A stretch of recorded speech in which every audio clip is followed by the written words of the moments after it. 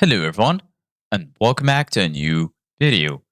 In this video, I'm going to show you guys how you can remove green screen on Clipchamp. So if you guys want to learn how to do it, just follow the steps that I'm going to show you. As you can see guys, I'm right now in Clipchamp and this is how the homepage looks like. So right here in the left side of your screen, you're going to find all of the sections. There is the home section, brand kit, templates, and right here, you're going to find your folders. Here, as you can see guys in the center, you're going to find create a new video. And here you're going to find create a video with AI. So we're going to click on create a new video. And then once you click on create a new video, you're going to be right here in this page. So basically guys, right here, you're going to find all of the tools that you will need in order to customize your video.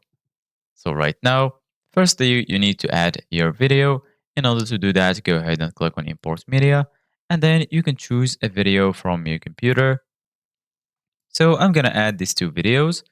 Go ahead and select them, and then you can click on open to add the videos. Firstly, I'm going to start with this video. You can just drag it to add it to the timeline, or you can click on the plus icon. And then, as you can see, guys, go ahead and select the video you want to remove the green screen from.